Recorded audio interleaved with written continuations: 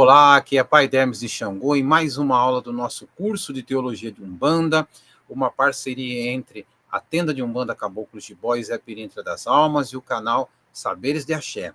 Hoje é a nossa aula 9 e o tema é terreiro. Agradeço a você que está acompanhando este vídeo, acompanhando este curso. Agradeço de modo especial aos meus filhos, pai pequeno Pedro de Ogum, mãe pequena Luísa de Oxum, que são os coordenadores do canal, do projeto, e de tantas outras estripulias que a gente faz para o bem e para a luz. Levamos muito a sério aquilo que aparece no hino da Umbanda, levando ao mundo inteiro a bandeira de Oxalá. Não é proselitismo, não é, entre aspas, conversão, com aspas duplas, não é imposição cultural ou colonialismo teológico, mas é a nossa contribuição na vivência do terreiro, nos nossos atendimentos públicos, em todas as nossas atividades públicas e gratuitas, e também nos valendo dos livros, nos valendo hoje do canal do YouTube, das redes sociais, não substitutos do terreiro, que aliás é o tema da aula de hoje, mas como complemento. O terreiro não se substitui, jamais.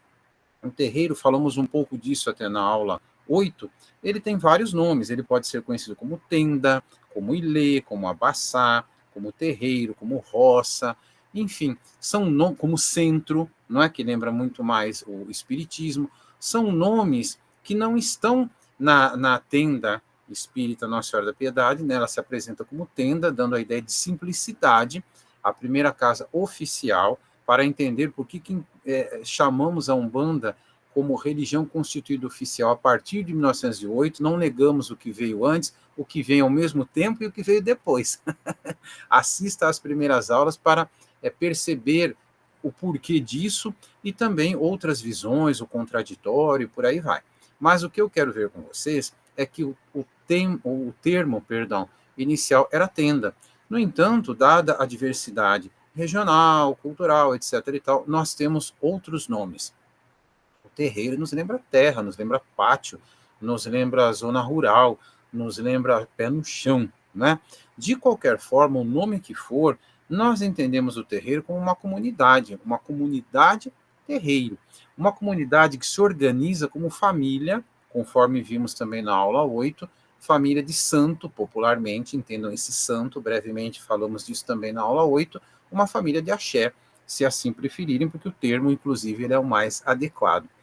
Cada casa espiritual tem um nome, que geralmente é o nome do seu guia-chefe, e mesmo quando o médium que traz esse guia-chefe em terra vem a falecer, por vezes o nome permanece. Às vezes o filho, o neto continuam tocando a casa, mas o nome não muda. O guia-chefe da casa muda, evidentemente, mas o nome da casa não, dada a importância atribuída a esse nome. Entretanto, nós temos alguns segmentos de Umbanda, ou um em específico, que diz o seguinte: olha, quando você for dar o nome para um terreiro, vá primeiro ao cartório, veja se não tem um nome repetido, porque não se pode ter um nome repetido. Mas aí não é uma lógica cartorial, é a lógica do guia-chefe da casa. E nada impede que você tenha mais de um terreiro na mesma cidade com o mesmo nome, ou bem parecido. Aqui em Piracicaba há um guia-chefe específico, eu conheço várias casas, eu não consigo me lembrar agora, não sei se todas estão abertas, mas 3 ou 4 que têm o mesmo nome, às vezes com alguma variação, uma é tenda, outra é templo, não importa, mas é o mesmo guia-chefe, e nenhum filho errou o caminho, cada qual chegava ao terreiro de onde é filho para trabalhar. Então, eu fraternalmente rechaço essa situação, porque a situação do cartório, de oficialização, é uma outra situação. E a nomenclatura da casa é uma situação espiritual, tá? Que não tem a ver necessariamente com o cartório, ou não tem a ver com o cartório, melhor dizendo. Dentro da mesma diocese, eu posso ter 2 ou 3 paróquias de Santa Terezinha, às vezes uma paróquia e uma capela com esse nome. Às vezes, sim, paróquias da mesma diocese, mas em cidades diferentes. Mas eu lembro que a nossa conformação, também vimos isso na aula 8, ela não é territorial. Nós não temos dioceses e paróquias, nossa organização é outra. Então, assim, precisa também ser compreendida essa organização na hora de nominarmos esse terreiro, essa comunidade terreiro. Terreiro virtual, meta-terreiro, eu já tratei disso em textos, em vídeos, um pouquinho na minha tese de doutorado. Eu vou me dar o direito de não usar o nosso tempo para tratar disso hoje, mas, assim como disse na aula 8, está lá no grupo de WhatsApp, um texto meu, publicado no Axé News, chamado Por que não incorporar em casa? Não é um texto acadêmico, é um texto relativamente curto, inclusive, mas no qual eu questiono o quanto determinadas práticas estão nos afastando da convivência de uma comunidade terreira. Ah, mas houve a pandemia, fizemos lives, cantamos pontos. Ótimo, fazemos isso não apenas na pandemia, não fazemos isso não apenas em lockdown. Na pandemia foi mais intenso pela dificuldade e mesmo impossibilidade do encontro presencial. Depois voltamos e estamos aqui. Voltamos gradativamente e depois as portas abertas. Mas vamos usar o nosso tempo para falar um pouco do terreiro de modo geral? Não. Eu vou falar um pouquinho dos chamados pontos vibracionais de um terreiro. E aqui também nós temos uma diversidade muito grande, porque alguém vai dizer, Pai Dermes, o nosso terreiro não tem esse ponto vibracional. Ele está errado? Claro que não. Ele foi formatado, digamos assim, de acordo com as orientações da espiritualidade, do seu pai e da sua mãe também, muitas vezes, claro, dependendo de como o terreiro foi aberto. E é óbvio que o pai e a mãe também, por inspiração da espiritualidade, mais um pouquinho da tradição, mais um pouquinho de aspectos culturais, mais um pouquinho ainda dentro das possibilidades, porque às vezes nós não temos como organizar um terreiro com todos esses pontos aqui, mesmo que sejam pedidos. Nós fazemos os principais e com o tempo vamos adequando. Ou alguns não são de uma tradição, de uma casa, enfim, está tudo certo, desde que haja organização, tá? Vocês vão ver que alguns pontos dos quais eu falarei aqui, eles são chamados de casas, mas às vezes a casa é um pedacinho ali no altar. Às vezes o altar, o principal, é uma mesa, ele não é nem escalonado, como muitos altares nós temos. Então aquilo que a gente chama casa de caboclo, às vezes é um cantinho ali no altar, com uma samambaia, com 2 ou 3 imagens, as velas correspondentes, algumas firmezas específicas, às vezes a guia do guia-chefe da casa fica guardada ali também, existem essas variações ritualísticas, enfim, a casa não é necessariamente uma casa ou um quarto, tá? Isso eu já vou adiantar aqui, eu falaria um pouco mais adiante, mas vamos lá. O que são os pontos vibracionais de um terreiro? São os pontos-chave que contribuem para a sua segurança e sua vibração. Ora, para fazer uma cirurgia, eu preciso de asepsia, de uma sala cirúrgica, de um preparo do médico, de um preparo dos enfermeiros. Não vou pegar a faca de cozinha enferrujada e deitar a pessoa no tapete da sala e falar, vem cá que eu vou operar você com amor. Não basta amor, é preciso disciplina e preparo. E também no tratamento espiritual, tá? Então, o que vai acontecer? Como nós vimos, as casas podem ser pequenos espaços, podem ser quartinhos, podem ser um espacinho ao lado do altar, em cima da mesa do altar, seja como for, tá? Os principais são os assentamentos. Pai Dermes, nem toda Umbanda faz assentamento. Tudo bem, não tem problema nenhum. É o segmento, é a forma de trabalhar, enfim. Mas vamos pensar de modo geral nesta lista, não estou falando da nossa casa especificamente, ou da sua casa, tá? O assentamento, o que ele é? É um preparo feito com elementos da natureza, como pedras, objetos, como moedas, não é? Que abrigam a força dinâmica, portanto, o axé de uma divindade. São consagrados, podem ser numa louça, podem ser num vaso de barro, aí tem 1000 formas.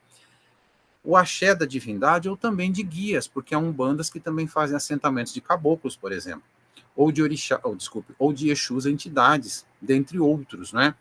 Então, os assentamentos, existe um espaço para isso, que às vezes é embaixo do altar, se o altar for uma mesa, às vezes com uma cortininha ou não, e às vezes tem um quarto específico, tá? Aqui eu não vou mais me repetir tanto sobre quarto, casa, cantinho no altar, para a gente poder falar mais, tá?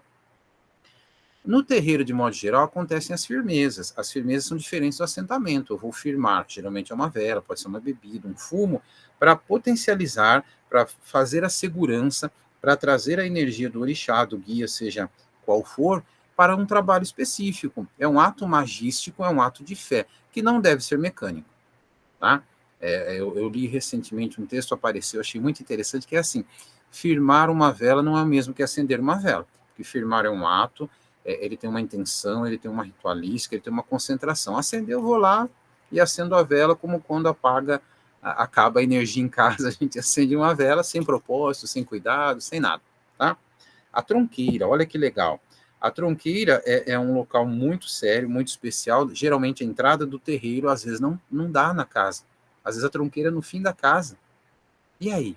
Exu não está na porta guardando? Claro que está. Tanto que a firmeza é feita na porta de qualquer jeito. Olha a diferença. Firmeza na porta, a tronqueira está atrás. Muitas vezes, né? Às vezes não. É onde se tem o Exu guardião da casa, mais conhecido como Exu de porteira, tá? Muitas vezes apenas a dirigência da casa que sabe o nome verdadeiro desse Exu. Às vezes se conhece por um outro nome. Então, a tronqueira geralmente é na porta, muitas vezes não é, tá? Existem casas que tem uma tronqueirinha na porta e uma tronqueira maior lá no fundo, que às vezes é um cômodo grande, onde são feitas as oferendas de esquerda, às vezes até as giras de esquerda. Há casas que têm a tronqueira e um local chamado canjira, que muitas vezes funciona como a tronqueirinha. É onde são feitas as firmezas especiais de uma gira, e na tronqueira nós temos os assentamentos de Exu Orixá ou da esquerda de modo geral, tá? Não dá para eu fazer um mapinha aqui, me desculpem, eu não fiz slides, eu estou dissertando, peço que se não entenderam, perguntem aqui embaixo ou no grupo de WhatsApp, ou ouçam, voltem um pouquinho, ouçam novamente se alguma coisa não ficou clara, me desculpem, e respeitem a diversidade, porque nada mais gostoso do que a gente viajar, consultar terreiros, trocar ideias, dialogar, participar de giras para lá e para cá, como eu tenho tido a oportunidade ao longo dos anos. O assentamento de Ogum de Ronda, que geralmente também é próximo da porta, e algumas casas, algumas tradições dizem, olha, toda casa, além do Ogum, que muitas vezes rege, do Ogum que trabalha com o pai, com a mãe, tem um Ogum de Ronda. Há vários pontos cantados que falam de Ogum de Ronda, que é aquele que vai ajudar, assim como se eu trancar a rua, dar uma volta lá fora, Ogum de Ronda também vai fazer esse bloqueio de energias deletérias e ajudar a selecionar quem está autorizado a entrar e até mesmo, às vezes, um espírito que venha bagunçar um pouquinho para ser tratado e até mesmo uma energia deletéria conforme a vibração do corpo mediúnico ou conforme o aprendizado. Aqui eu não vou entrar tanto em detalhes. Por vezes, o assentamento de Ogum de Ronda também é conhecido por tronqueira, dada a proximidade física, né, e a função, tá? Então a gente precisa ver essa nomenclatura que varia bastante. A casa dos Exus, não vou falar de novo que não precisa ser uma casa ou um quarto, é onde nós temos geralmente os assentamentos dos Exus. A casa de Obaluaê, assentamentos de Obaluaê. O Cruzeiro das Almas é onde se saúda geralmente os pretos velhos e se acende velas para as almas. E muitas vezes é onde também se firma, se acende velas para o Obaluaê, principalmente onde eu não tenho uma casinha de Obaluaê, digamos assim, aí eu tenho das almas, tá?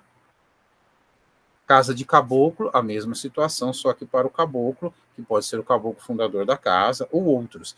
Algumas casas chamam também de macaia. Macaia é um termo que uma vez até um irmão disse assim, usar macaia na Umbanda é modismo que vem do Angola. Não, a gente usa o termo cambone, e o termo macaia já está registrado em pontos cantados muito antigos, num jornal específico de Umbanda chamado A Macaia, num segmento específico, que eu não vou citar o nome aqui, que toda vez que fazia o trabalho diretamente na mata, avisava os seus médios, nós vamos ter um trabalho de macaia. E isso remonta a 70 anos atrás e mais, conforme o caso, mais ou menos. Aqui eu estou citando de memória. Então é aquilo que nós dizemos. Às vezes um irmão mais velho diz o seguinte, eu tenho 56 anos de Umbanda e nunca ouvi falar de macaia, mas meu irmão, não é porque você nunca ouviu que não existe ou não tem registros de usos na Umbanda. Então, às vezes, a casa de caboclo também é chamada de macaia. Fica aqui o registro e o protesto fraterno. A cozinha de um terreiro, muitas vezes, ela não é, quando possível, ela não é bem próximo daí dos cultos de nação. A cozinha sagrada, ela nem sempre é a mesma cozinha cotidiana.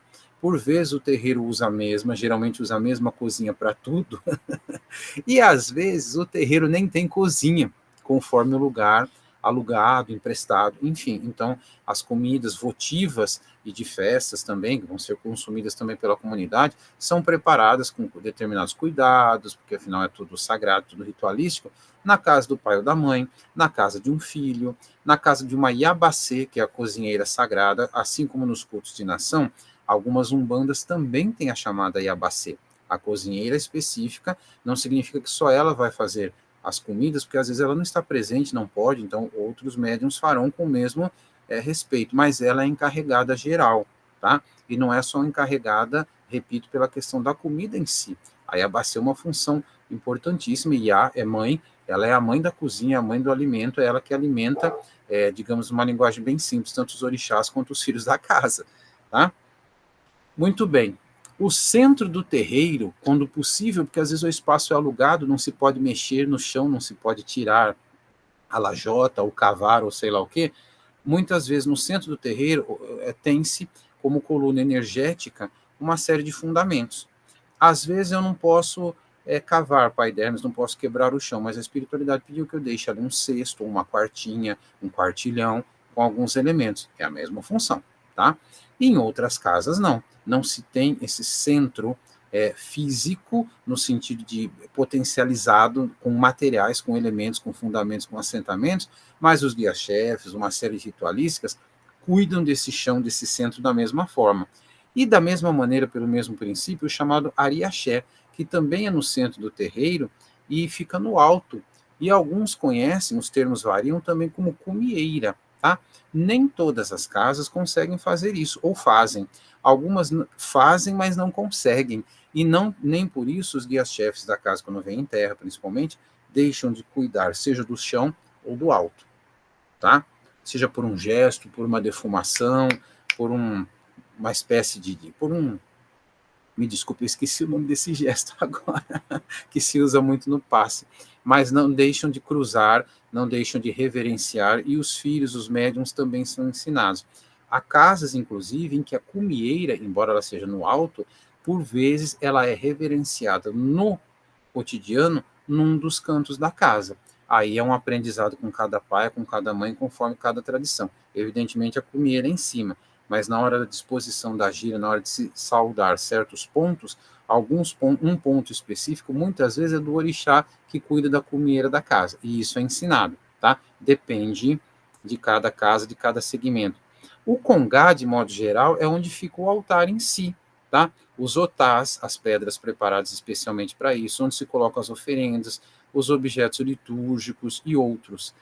Em algumas regiões, congá também significa terreiro, então a gente precisa saber o contexto em que é utilizado, assim como também jacutá, às vezes significa o próprio congá, o altar geral. Por que eu digo geral? Porque às vezes eu tenho os outros pontos na casa, às vezes eu tenho tudo no altar, menos a tronqueira, por exemplo.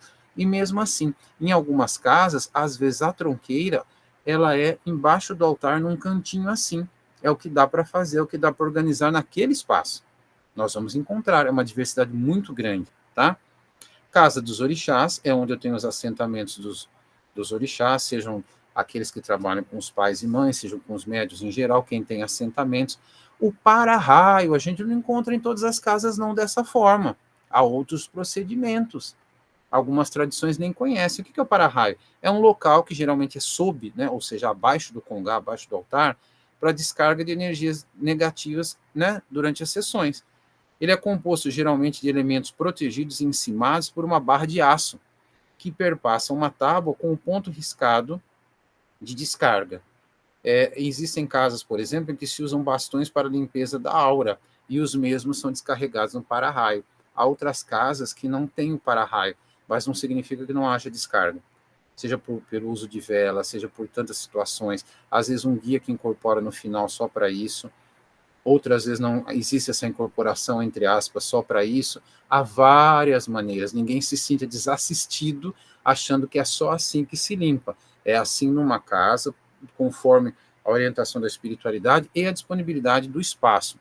O atabaque e o couro também é uma variação, por vezes que até remontam aos cultos de nação, o número de atabaques, enfim.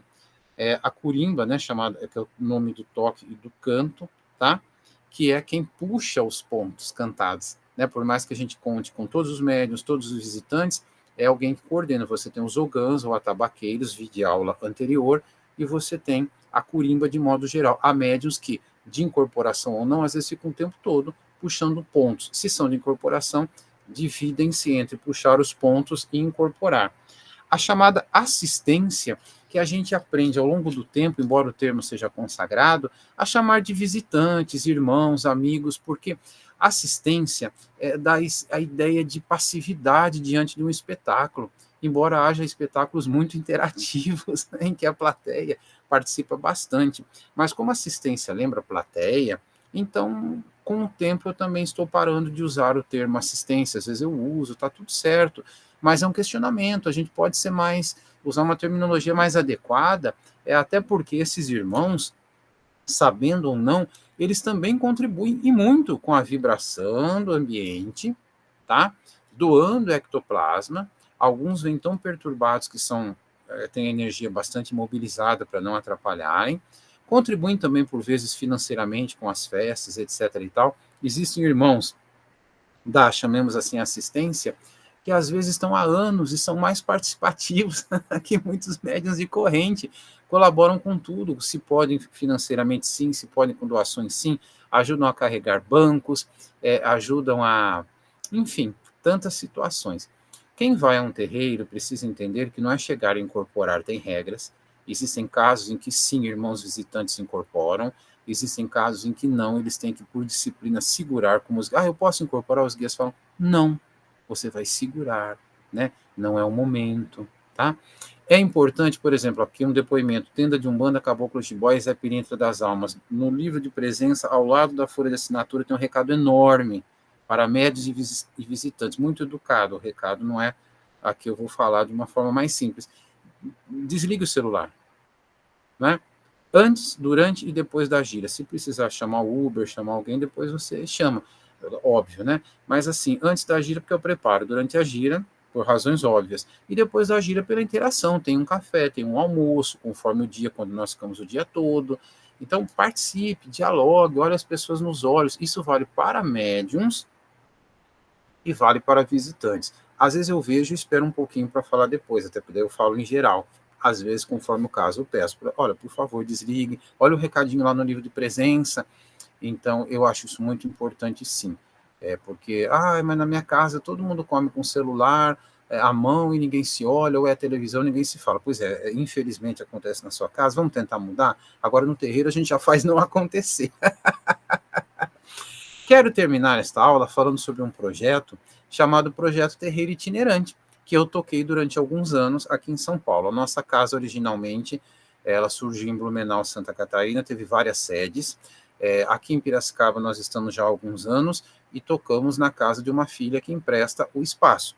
E nos adaptamos alguns dias da semana, revisamos o cronograma, mudamos constantemente para todos poderem ser bem atendidos, né? Estou muito grato a essa filha e a todos os filhos e amigos. Muito bem. Mas, durante um tempo, eu não tive esse espaço. Então, eu tive uma breve experiência com outros 2 pais numa casa que precisou ser devolvida. E depois, com o tempo, eu criei o chamado Projeto Itinerante, em que eu fui tocar em várias cidades aqui de São Paulo, casas de filhos, no terreiro de Umbanda do meu pai Joãozinho, no Ilê e Atundê, dirigido, né, capitaneado por minha mãe, Yacine Zarubão, uma casa de candomblé, também me emprestou, a casa do meu pai de Umbanda em Campinas, o Ilê da minha mãe hoje está em Boa das Artes, então eu sempre viajei bastante. E nesta viagem, congregando os filhos e as pessoas que vinham para tomar passe, etc. e tal, nós sempre organizamos o espaço com muito cuidado, mas dentro das possibilidades, porque a sede do terreiro está aqui. Eu estou aqui apontando para os assentamentos, para a tronqueira, etc. e tal, num espaço pequenininho da casa onde eu moro, onde hoje, infelizmente, não dá para tocar giras públicas. Eu já morei em outros espaços em que a casa foi tomada pelo terreiro e as giras aconteciam. Aqui não foi possível. Então, o que acontece? A sede do terreiro, quando eu converso com os filhos, com os amigos, porque a gente precisa de velas de 7 dias lá para a sede, que é aqui que eu cuido, aqui que a gente faz as firmezas, todos os cuidados específicos, porque tudo está aqui. E onde a gente vai tocar, hoje na casa de uma filha, já tocamos em outros espaços, nós tínhamos tínhamos e temos um espaço público das giras, em que a gente faz todas as firmezas, mas aqui já foram feitas firmezas específicas e estão constantemente, diariamente até, sendo cuidadas essas firmezas, assentamentos e tudo mais. Então, a gente leva o terreiro para onde pode. Por isso que é o projeto Terreiro Itinerante. Hoje ele não está itinerante, ele está na casa de uma filha. Os filhos que vêm de longe, muitas vezes, e os visitantes também. Existe um pensamento do Caboclo das Sete Encruzilhadas que para tocar umbanda a gente precisa de uma árvore e 2 médiums, né? Um para incorporar, um para cambonar. E eu entendo que a árvore, porque além de um espaço sagrado, é uma interpretação minha, é a sombra, né? E as pessoas vão chegando. Então a gente vai criando, não é fazer de qualquer forma, não é, como eu disse, pegar a faca enferrujada de cozinha e operar alguém deitado no tapete da sala, não. Tem todo um preparo energético. Eu conheço histórias, por exemplo, de candomblés, vou citar um exemplo específico. Não tinha como fazer uma festa pública. Os assentamentos estão todos lá na casa da mãe, tudo sendo cuidado bonitinho, com respeito, com amor, mas não tem espaço para festa pública. Então se alugou um terreno que era um galinheiro, foi tudo roçado, foi tudo preparado, a festa pública foi ali. E aí? Então o terreiro itinerante me vem dessa experiência, também da minha família de São de Candomblé, que eu agora estou citando a história, né? A história de minha mãe Yacen Zarubã e Leia Tundé, tem tudo fotografado, tudo, né? Uma casa que em 2024 fez 50 anos e já teve inúmeras sedes, inclusive no meio do mato, em cidades diferentes, etc. E também, além de, na primeira conformação do terreiro, a gente ter se mudado muito em Blumenau, veio de uma experiência que eu vi há muitos anos, na TV, num programa de caminhoneiros, um padre que adaptou a bolé de um caminhão e fez uma capela. E assim ele rodava, dando atendimento em todos os lugares, por onde podia, por onde passava.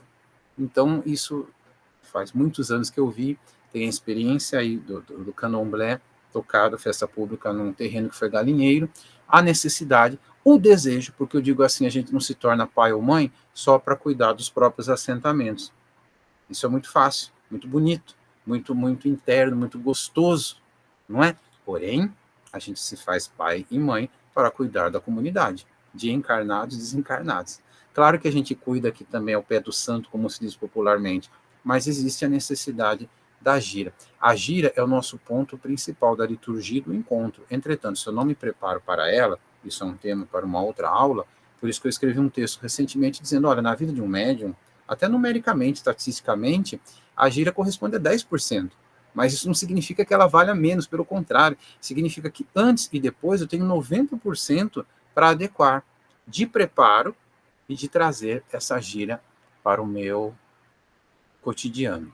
Valorize o terreiro, o solo que você pisa, esse solo que precisa ser limpo, varrido, firmado, energizado, consagrado, muito bem cuidado. Um recado final, algumas pessoas dizem assim, Pai Dermes, eu nunca fui a um terreiro. Eu digo, mas você não se olha no espelho? Porque o seu corpo, você, indivíduo, é o primeiro terreiro que você conhece, porque é você que dá guarida para o orixá, seja por meio da incorporação ou não, seja da excorporação, da qual nós trataremos mais adiante, seja por outros dons mediúnicos, não importa, o orixá é vivo em você, caboclos, exus, todos os demais. Então, quando você se olha no espelho, você está vendo um terreiro, se você tiver olhos de ver, ok? Respeite a umbanda que seu irmão cultua. Quando visitar um terreiro, é para ouvir, para aprender, para compartilhar o axé, para participar da gira, da festa, do atendimento, tá? Com respeito aos guias-chefes da casa, ao pai e mãe da casa, aos médiuns da casa. Não é para ficar vendo, mas olha, isso é um erro. Não, respeite a diversidade. Se for um erro, o que você está fazendo ali? Se existe uma extorsão, se existe mistificação, se existe maldade, o que você está fazendo ali? E se está fazendo, como você pode colaborar? Ou os guias que trabalham com você para harmonizar, para ensinar, então. Agora, não vai ensinar fundamento, no seguinte sentido, o fundamento que você faz é errado, o meu é certo. Não, isso é colonização teológica. Ou de fundamento. Respeite a diversidade. A cor da vela é diferente daquela que você usa. Se realmente você quiser saber, pergunte ao guia-chefe da casa por quê e aprenda. Não quer dizer que você vai ter que mudar na sua casa. Pergunte ao pai e à mãe e aprenda, troque experiências. Às vezes as pessoas têm vergonha, não é? Eu já vi entrevistas de mais velhos do candomblé dizendo o seguinte, olha, quando eu era mais novinho, a gente trocava informações. Eu vou preparar um filho que é um orixá e eu não conheço muito bem os fundamentos. Vou perguntar para um outro pai, para uma outra mãe, vamos aprender. Depois, com o tempo, isso passou a ser uma vergonha. Ah, ele não sabe, ele não conhece. Mas quem é que sabe tudo? Ninguém. A mesma coisa na Umbanda. Vamos nos aconselhar, vamos trocar informações, vamos pedir auxílio a pessoas da nossa confiança. Eu vou fazer uma festa e não sei fazer a comida daquele orixá, e eu quero fazer. Então eu vou pedir para o meu irmão que sabe. Às vezes aí a bacia do terreiro dele, ou ele, uma filha, um filho, autorizados, tudo muito bem conversado, vai me auxiliar. Eu vou aprender ou não, ou sempre vou contar com aquele filho, com aquela filha, com aquela Iabacê. Isso é bonito. Isso não é ficar pulando de galho em galho, de terreiro em terreiro, entrando e saindo sem respeito nenhum. Pelo contrário, isso demonstra o respeito que eu tenho pelo outro, pelo saber do outro.